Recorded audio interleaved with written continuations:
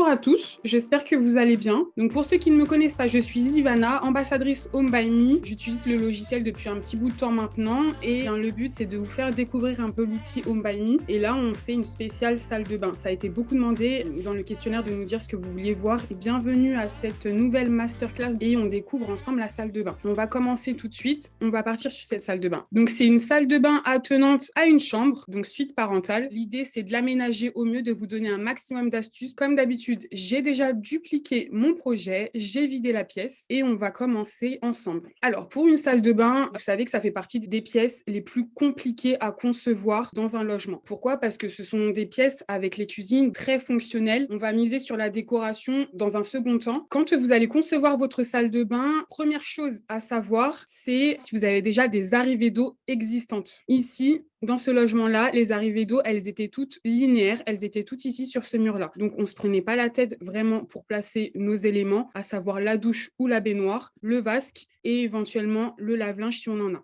On va commencer dans un premier temps à concevoir la douche. Donc ici, notre douche, elle va être sur ce coin-là. Ce qui est bien sur Home by Me, ils ont mis plein de nouvelles douches sur le logiciel dans la bibliothèque. Donc, vous allez tout simplement soit aller dans la bibliothèque et cliquer sur salle de bain, soit rechercher douche dans le curseur. Ici, nous allons prendre cette première douche. Quand on regarde ici sur le projet, j'ai pas du tout réalisé le projet avec cette douche. J'ai fait une délimitation d'espace et j'ai placé une verrière. Là, le but, c'est vraiment de vous montrer les nouveautés d'Home by Me et c'est pour cela que je vous ai proposé cette douche-là. Donc, c'est un article générique. Vous allez pouvoir tout modifier. Quand vous cliquez dessus, vous allez pouvoir modifier la largeur, donc à 90. On va laisser à 90 parce que sur notre projet ici, on a bien une largeur à 90 et on a une profondeur à 90 aussi. On a juste à modifier juste ici. On va pouvoir aussi ajouter une barre de stabilisation. Là, on ne va pas la mettre, on n'en a pas besoin. Ensuite, vous allez pouvoir aussi ajouter un passage. Le passage, c'est ce que vous allez avoir juste ici. Donc, vous avez la possibilité de mettre le passage où vous souhaitez pour votre cabine de douche. Vous allez pouvoir aussi modifier la largeur du passage, positionner la colonne de douche en partie centrale ou sur le côté, c'est vraiment comme vous voulez. Nous, dans notre projet, on est bien en partie centrale et d'ailleurs, il a été supprimé, mais on était bien en partie centrale puisqu'on avait la petite niche ici. Donc, il n'y a aucun souci, on peut le laisser. Vous pouvez faire les modifications de plein de choses ici. Je vous laisserai regarder quand vous ferez votre projet, mais vous pouvez modifier plein de choses. Et tout en bas, vous allez pouvoir modifier tout le style de votre cabine de douche. Donc, vous allez pouvoir modifier la vitre. Vous allez aussi pouvoir modifier la couleur de la colonne de douche. Ici, on va la laisser en noir. Le profil, le robinet si vous en avez, qui est juste là, et le receveur. Donc, ce qui est intéressant, c'est que le receveur ici, il est gris. Sur notre projet, quand vous regardez, il est en carrelage. Et bien, tout simplement, on va pouvoir aller chercher du carrelage ici dans pierre et l'intégrer directement à notre projet. Ici, ça va pas être le même. On a du carrelage terrazzo, donc je vais aller le rechercher directement, hop, dans ma collection, juste ici, dans mes favoris, et je vais pouvoir l'intégrer directement sur le receveur de douche. On continue à modifier notre cabine de douche. Vous avez la sérigraphie de votre paroi. Vous pouvez aussi choisir ce que vous souhaitez. Ici, nous, dans notre projet, on n'en a pas du tout. Vous allez aussi pouvoir modifier le style de la colonne de douche. Vous avez vraiment énormément de choix. La barre de douche aussi, juste au-dessus. Hop, nous, on va sélectionner celle-ci, on va rester sur celle-là. Le style de robinet et le style de receveur. Pareil, vous en avez vraiment plein. Et vous avez encore le style de volet, le style de paroi de droite, etc. Ici, on est bon. On va pouvoir placer notre cabine de douche. Pourquoi mon carrelage a été supprimé? C'est bizarre. On va aller le rechercher de nouveau. C'est pas très grave. Et comme ça, on va pouvoir l'intégrer dans toute la pièce. Hop.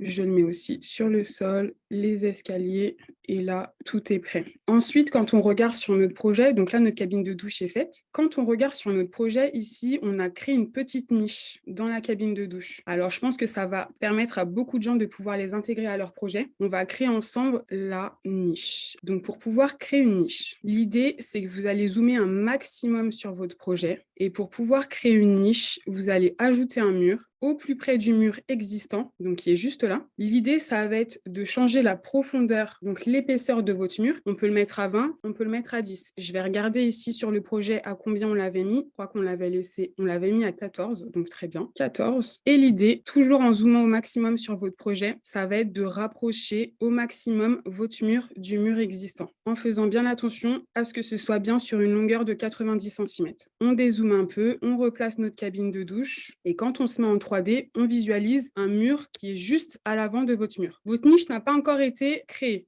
L'idée pour créer la niche, vous allez aller rechercher une ouverture. Donc, vous allez juste taper ouverture dans la bibliothèque et on va rechercher cette ouverture triangulaire. L'ouverture, vous allez la redimensionner en largeur. Bien évidemment, en hauteur, vous allez aussi la redimensionner. Donc, la hauteur de la niche que vous voulez. Ici, on va mettre du 40. Je crois qu'on est sur du 40 cm. On est sur du 30 cm, donc on va mettre 30 cm. Et la hauteur par rapport au sol, on va la placer à 220 cm. Et je vous explique pourquoi on est à 220. Vous devez sûrement vous dire que c'est beaucoup trop haut, mais je vais vous expliquer tout de suite pourquoi on est à 220. Quand vous visualisez, la niche est bien ici, il n'y a aucun souci. Je me remets du carrelage ici et on est top.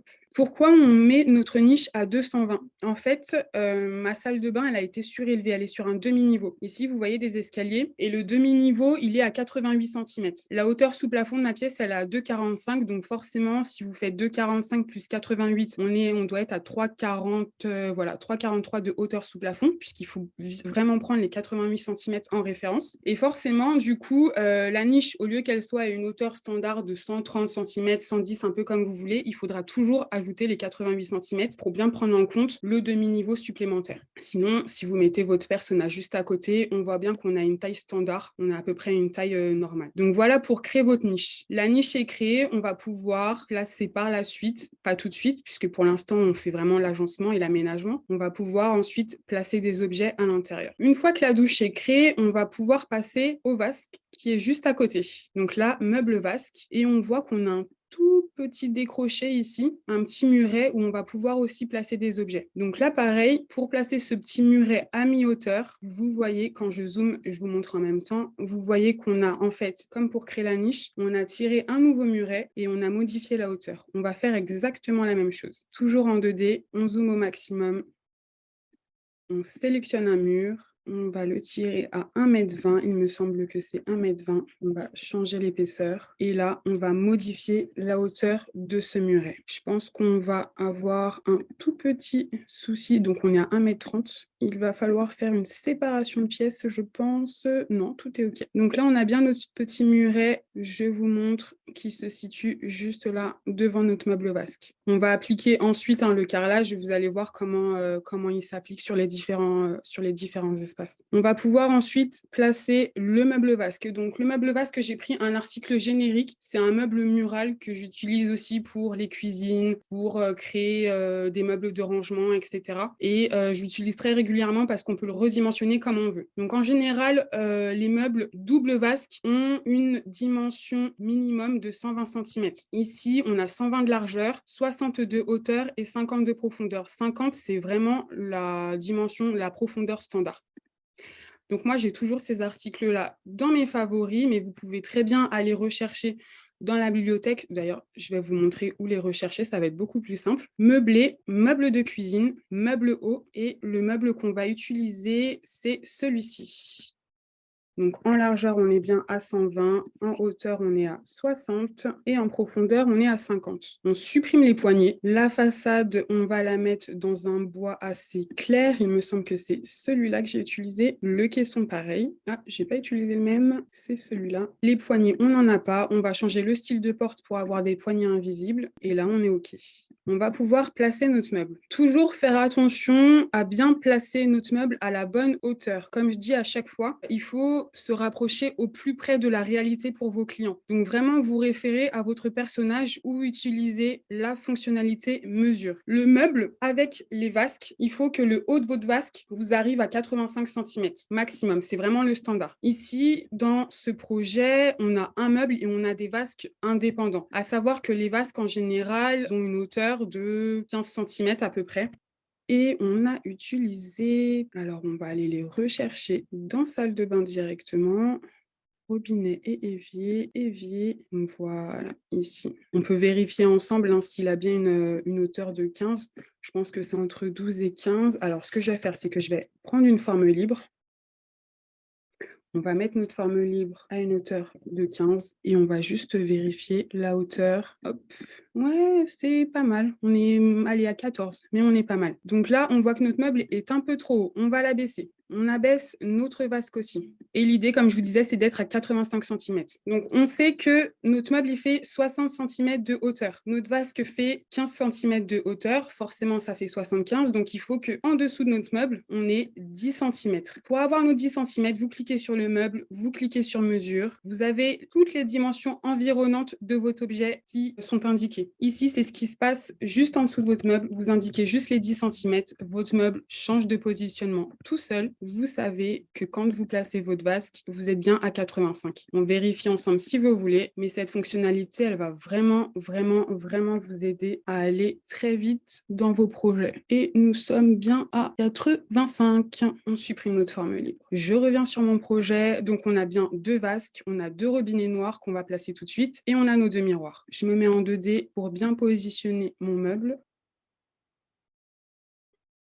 Mon vasque que je duplique, que je peux même avancer un peu plus. Hop. Et je vais pouvoir aller rechercher mes robinets. Alors, ici, salle de bain, robinet. Je vais prendre des robinets génériques, lesquels on a utilisés ici. Ouais, on a utilisé des génériques très très simples. Celui-ci, je vais zoomer pour que vous voyez bien. Modifier, on va le mettre en noir, mat, et on va pouvoir le positionner au-dessus. Donc là, je le place très grossièrement, mais je me mets toujours en 2D pour être précise et qu'il soit bien installé en face du vasque. Je le duplique. Et là, je pense qu'il faudra juste l'abaisser pour qu'on soit OK. Hop. Et là, pareil, je vais recliquer sur mon carrelage au sol et remettre du coup le receveur en terrazzo. Il me semble que mes parois aussi de la douche sont en terrazzo, c'est ça. Et on a toute cette partie-là en terrazzo. Donc, j'ai juste sélectionné toutes mes parties. Donc ça, on est bon. Et on a juste un petit souci. On va devoir faire une délimitation de pièces parce que vous voyez que quand je fais réutiliser le terrazzo s'applique et dans la niche et sur ce mur-là, alors que dans le projet, ah si, dans le projet, j'en ai ici aussi. Bah, c'est parfait. Je pensais que j'en avais pas. Bah, c'est parfait. Et on va pouvoir l'appliquer ici aussi. Là, on est parfait. Je reviens du coup sur la niche pour vous montrer très rapidement comment placer des objets dans la niche. Normalement, la décoration, on la met toujours à la fin, mais là, c'est comme je vous ai déjà parlé de la niche, on va le faire ensemble tout de suite. On va aller rechercher des accessoires. Qu'est-ce qu'on va prendre? On va prendre ça comme accessoire. Et l'idée pour placer vos objets dans les niches, parce qu'en fait, c'est un mur, en fait. Vous savez que les objets, pour les faire traverser les murs, c'est assez compliqué. Ce que vous faites, c'est que vous placez votre objet au plus près du mur quand vous êtes en 3D. Vous le surélevez au maximum. Là, je vois que je suis à peu près à la même hauteur que la niche. Et une fois que vous êtes en 2D, vous zoomez au maximum, toujours. Ça va être votre niche. Vous avez juste à sélectionner votre objet et le faire glisser à l'intérieur de la niche. Ça, c'est quelque chose que vous pouvez faire uniquement quand vous êtes en 2D. En 3D, ça ne fonctionnera pas. Vous n'allez pas réussir à placer votre objet dans la niche. Ensuite, vous vous remettez en 3D et parfois, vous allez voir que votre objet vole un petit peu. C'est pas grave. Vous sélectionnez votre objet et vous avez juste à l'abaisser un petit peu pour qu'il soit posé. Au lieu de répéter cette manipulation, vous dupliquez simplement votre objet plusieurs fois et vous supprimez celui que vous ne voulez pas. Et là, vous avez les objets qui sont posés dans la niche. C'est fou, j'ai le carrelage qui n'arrête pas de partir sur mon receveur. Donc là, on est OK. Ensuite, on va pouvoir placer nos 2 miroirs juste ici. Donc, on va aller rechercher miroirs. Je sais que c'est des miroirs made, donc je sais que la marque n'existe plus, mais ce sont des miroirs qu'on retrouve un peu dans toutes les marques. Donc en général, je continue à les utiliser. Et puis si vous devez faire une shopping list pour vos clients, vous pouvez en trouver dans n'importe quelle boutique, Ikea, Maison du Monde, vous pouvez vraiment en trouver partout. Donc là, je place mes miroirs toujours en 2D. Pourquoi? Parce que j'ai un petit muret juste devant, donc ça va être très compliqué de placer mon objet sur le mur si je ne me mets pas en 2D. Et vous faites tous les ajustements nécessaires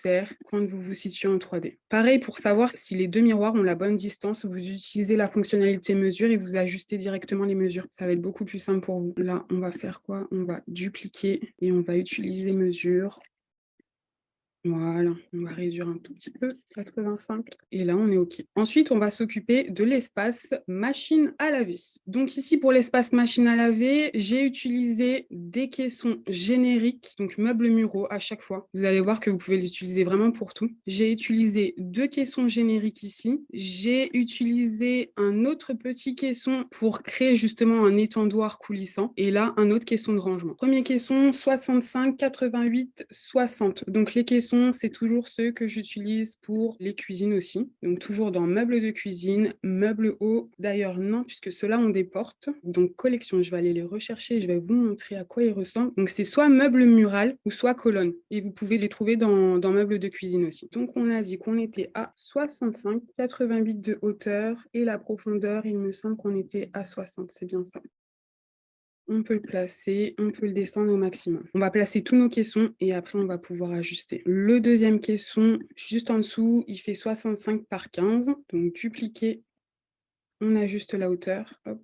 Celui qui est juste au-dessus, je vous montre tout de suite, c'est exactement le même qui est en dessous, puisqu'en fait on a 2 machines. Donc j'ai juste à le dupliquer, à le faire glisser sur la hauteur et à le poser. Et celui qui est au-dessus, c'est un caisson de rangement qui fait 65 par 35. Hop, cuisine.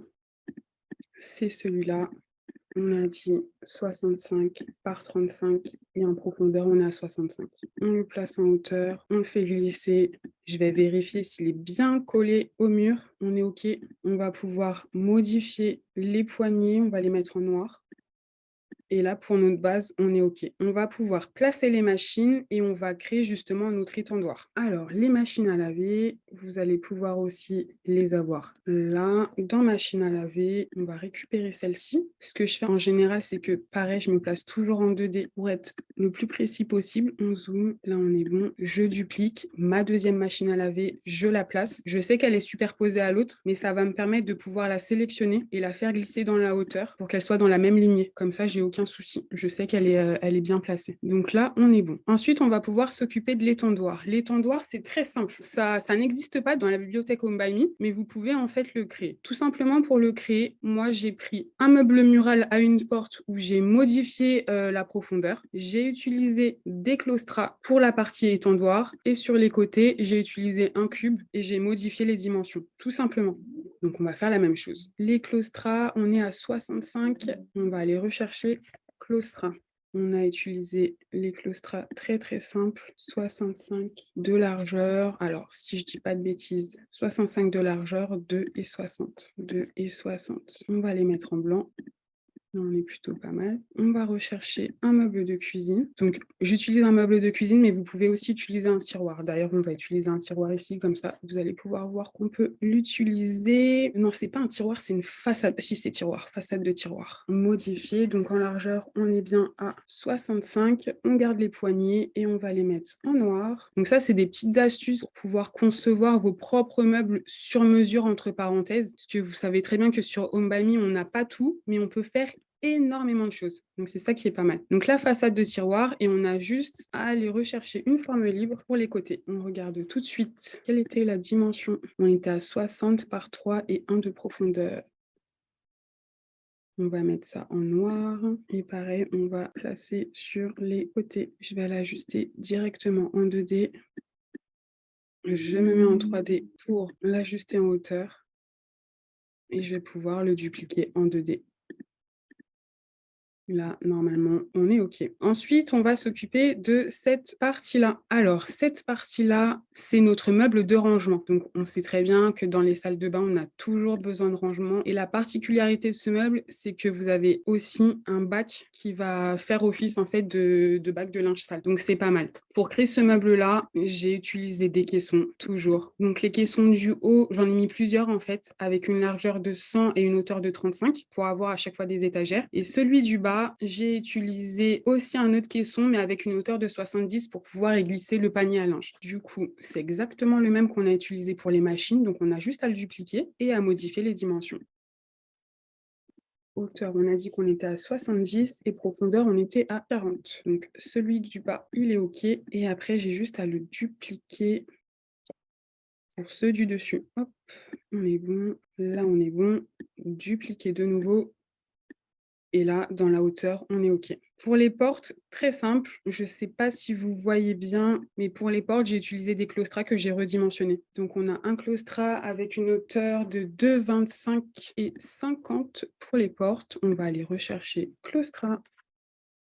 Et c'est ceux-là que j'ai utilisés, 2,25, 50 de largeur. On va mettre le même bois que notre meuble et on va modifier la profondeur. Il y a un caisson qui est plus grand que les autres. Je vais modifier celui-ci, 45 peut-être. Et je vais abaisser légèrement le claustrat, comme ça on va se mettre à 2,20. Ouais, on est bon. Je me mets en 2D pour ajuster le claustrat au plus près de mon caisson. Là, on est bon, c'est parfait. Et l'idée, c'est de le dupliquer. Et au lieu de faire un meuble fermé, je vais faire un meuble ouvert en faisant pivoter mon claustrat, donc ma porte, de manière à pouvoir voir ce qu'on a à l'intérieur, comme ici. Et là, vous allez pouvoir placer des serviettes, des petites panières et le panier. Donc les petites serviettes, on les a ici. Tissu, on va mettre un tissu beige, hein, très simple. Voilà, on va pouvoir le dupliquer. On est OK. On va aller rechercher des paniers, une hauteur de 30. On va les mettre en gris. Allez, on va mettre une petite hauteur, 20 cm. Voilà, je pense que c'est bien 20 cm. Donc là, il est bien posé. Et juste en dessous, on va mettre notre petit panier à linge qui est juste là. Voilà, et là, on est OK. Donc, on peut bien évidemment faire l'autre côté, puisque de toute façon, ça se voit en transparence. On va pouvoir s'ajouter la petite décoration qu'il y a ici, et il me semble qu'on a aussi une petite applique. Ah, on peut faire cet espace-là. Alors, attendez. Ici, on a des petits caissons de rangement ouverts qui font 20 par 30 par 40. On va les ajouter aussi. Dupliquer 20, 30 et 40. On est OK. Dupliquer. Voilà, pas tout à fait posé. Là, il est posé. Donc, comme je disais, ce qui va nous manquer, si je dézoome un tout petit peu, c'est une petite plante ici, de l'encens ici et une petite applique plante. Celle qu'on a utilisée dans le projet, c'est celle-ci qu'on a redimensionnée. Donc, on va diviser tout simplement les dimensions. 44, et là, on va mettre les 47. On va changer le vase. Et pareil, pour poser sur le muret, on va faire exactement comme pour les niches. On va rehausser notre objet, le poser au plus près du muret, se mettre en 2D, zoomer au maximum, poser l'objet et vous vous remettez en 3D pour pouvoir l'ajuster dans la hauteur. Et là, votre objet est posé. On va aller rechercher, c'est ceci, et on va faire exactement la même chose. Quoique là, bizarrement, ah non, il se pose pas, je me disais. Zoom. N'hésitez vraiment pas à zoomer au maximum, hein. Comme je vous disais, plus vous zoomez, plus vous allez être précis dans le placement de vos objets et ça va vraiment, vraiment, vraiment vous aider. Ça, c'est posé et on va aller rechercher une applique pour ici. Éclairage, applique murale. Je sais que l'applique, c'est une Made aussi. Et comme je vous disais, ça ne me dérange pas d'utiliser les articles made parce que c'est des articles qu'on peut retrouver dans d'autres marques. Donc, même si la marque n'existe pas, franchement, n'hésitez pas à continuer à utiliser les articles. Et si vous faites des shopping lists pour vos clients, bah, vous savez que vous n'allez pas rechercher sur le site Made, mais sur un autre site internet où ils proposent exactement la même appli. On va monter un tout petit peu et là, on est OK. Le receveur, il ne veut vraiment pas rester en terrazzo, c'est fou. Donc là, on est OK. Notre salle de bain est faite. Il nous manque juste le petit sèche-serviette ici. Alors, le sèche-serviette, c'est un article que j'ai téléchargé avec 3D Upload et c'est un sèche-serviette Ikea. Donc, je le récupère, je le place. Là, il faut juste que je le tourne. Voilà. Et je l'ajuste dans la hauteur. À savoir que tous les objets que vous téléchargez avec 3D Upload, vous ne pouvez pas, ce ne sont pas en fait des articles génériques, donc vous ne pouvez pas modifier une fois qu'ils sont téléchargés, bien évidemment. Vous ne pouvez pas changer ni couleur ni dimension. Ça, il faut le faire en amont une fois que c'est sur la phase de téléchargement. La salle de bain est prête. On peut ajouter des plaintes. Parfois, il n'y en a pas dans les salles de bain, mais ici, on peut les ajouter si vous voulez. Voilà, une salle de bain fonctionnelle où vous avez votre paroi de douche, enfin votre douche de 90 cm, un double vasque, vos miroirs, les machines à laver, les tendoirs et un maximum de rangement pour le plus grand plaisir de toute la famille. J'espère en tout cas que je vous ai montré plein de choses. Dites-moi si vous avez des questions. Je peux vous montrer les rendus de cette salle de bain d'ailleurs et je vais vous montrer images. Donc voilà les rendus de la salle de bain. Ah, ben, vous voyez, le sèche-serviette, au final, il n'était pas du tout placé en face, il était placé ici, juste en dessous de la verrière. Voilà les rendus.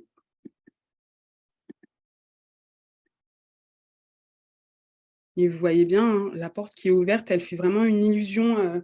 En fait, on se rapproche un peu plus de la réalité. On voit vraiment ce qui se passe à l'intérieur. Vous allez pouvoir proposer à vos clients ce qu'ils peuvent ranger. Donc, ça va vraiment les aider en fait dans la proposition que vous allez leur faire. Voilà pour tout ça. Avez-vous des questions? Ne partez pas tout de suite parce que, comme d'habitude, pour les personnes qui ont l'habitude des masterclass, on a bien évidemment une petite surprise. On a plein de questions à vous poser aussi si ça vous a plu. On a un questionnaire à vous envoyer aussi. Mais n'hésitez pas, ici, là, on a encore un peu de temps. Si vous avez des questions sur la salle de bain, s'il y a des choses que je ne vous ai pas montrées ou je suis allée trop vite, n'hésitez pas à me l'indiquer. Il y a des personnes qui lèvent la main dans questions et réponses.